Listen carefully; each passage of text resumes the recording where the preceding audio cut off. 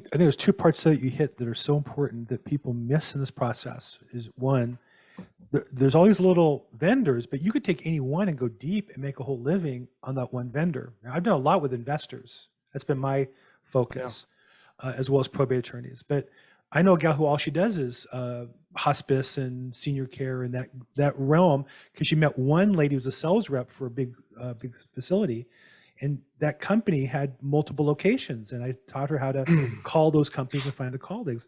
And I said, and then second, how being an expert in probate, people are scared to be an expert. But the truth is, half the referrals that come to me aren't probate. They just know I'm an expert in real estate and solving problems, and I'm honest and hardworking. Half my business is probate, half is not.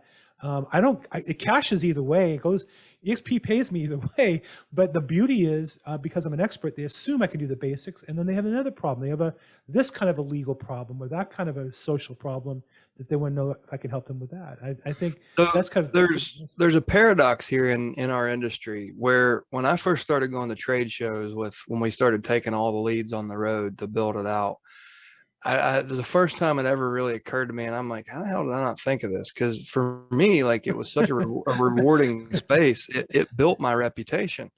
But the knee-jerk reaction from the average agents at a real estate convention was, well, I don't want to be perceived as an ambulance chaser. That'll mess up my reputation.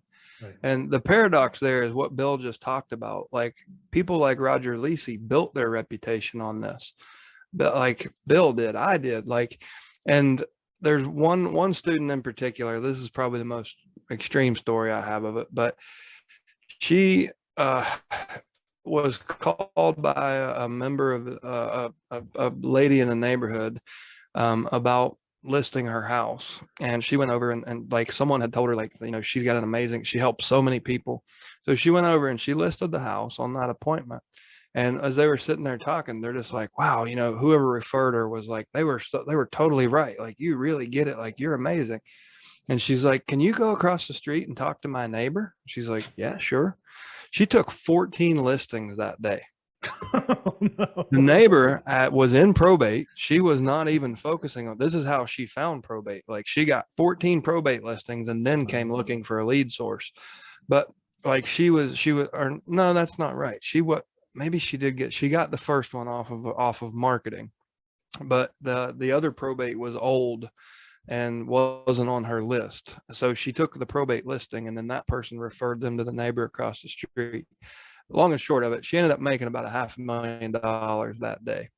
And it was because she had that reputation as being the problem solver, the helper. And she took a portfolio of homes in addition to the one she intended to go list that day. And there's tons of stories like that over the thousands of people I've helped into this. But, a lot of, if you're concerned about the public perception of it, if you do it right, that public perception is only going to put wind into your sails. It's going to lift your business, and you'll have more inbound business because people will perceive you as a problem solver, not an ambulance chaser.